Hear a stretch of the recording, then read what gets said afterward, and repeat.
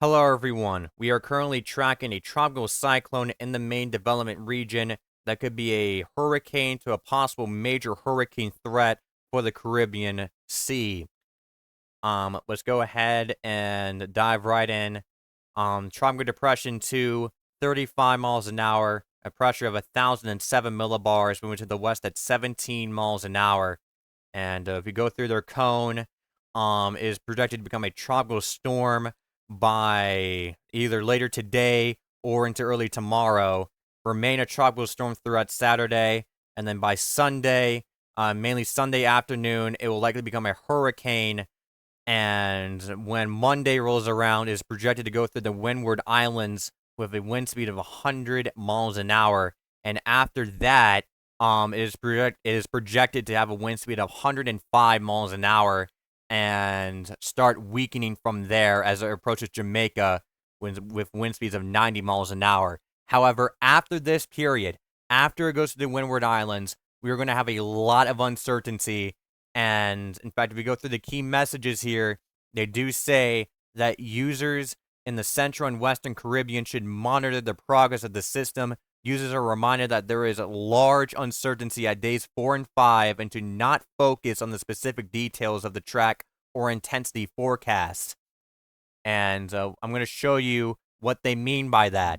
So this is the track model guidance, and they are very consistent as it goes through the Windward Islands. However, after that is when they start broadening out. So some of them are going for Jamaica, some of them are going for the Yucatan. And in fact, if you look at these models, excuse me, some of them are pointing it towards Haiti, Cuba, Yucatan, and even Central America. So a very broad range for the system to go towards. And another thing that is very uncertain is the intensity. And this is the intensity model guidance, and they are very aggressive of the storm.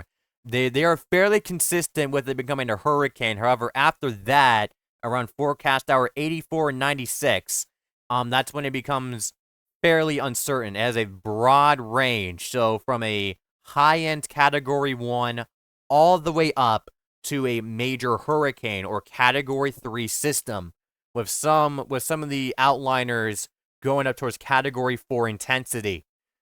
And the National Hurricane Center does highlight this among some other things we're going to go through this discussion. They say it should be noted that some of the model guidance is quite aggressive, and a fair amount are higher than the official forecast. For example, the hurricane regional models show the system becoming a major hurricane, and the GFS models show the system deepening below 970 millibars prior to reaching the Windward Islands. And if we go up here, they've also pointed out development this far east in late June is unusual. In fact, there's only been a few storms in history that has formed over the central or eastern tropical Atlantic this early in the year. Its main movement is being driven by a strong subtropical ridge to the north of the system that should keep it moving relatively quickly to the westward. This system might gain a little more latitude towards the end of the forecast period when it nears a weakness in the subtropical ridge. And around that point is again where all of that uncertainty is coming from. And if we go to the imagery here, you can see for a tropical depression, it is a pretty organized cyclone here. And in fact, the convection is starting to deepen more as we speak. And so let's go ahead and go back to the National Hurricane Center to show you some of the impacts. Rainfall totals, 3 to 6 inches of rainfall is projected for the Windward Islands and the surrounding islands. This rainfall may produce localized flooding in vulnerable areas. And there is that rainfall graphic map, as you can see on your screen. And by the way, let's go back to the key messages too.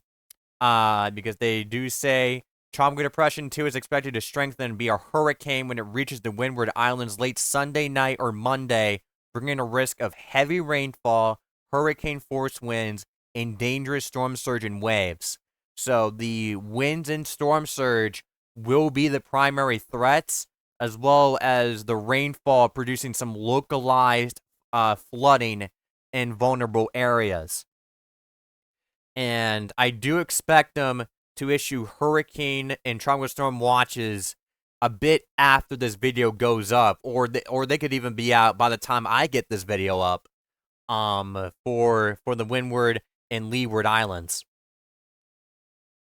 And again, I feel like we covered everything. Again, we'll definitely do a landfall coverage as it goes to the Windward Islands, and we'll probably do another update video at some point, probably when it becomes either named or become a hurricane. But yeah, that will conclude everything. Again, Tropical Depression 2 has been marked, and it is something to heavily keep an eye on. Make sure you stay tuned to officials, have a hurricane plan ready to go, and stay safe out there. This has been Watching the Skies, watching for everything. Stay safe out there, like I said.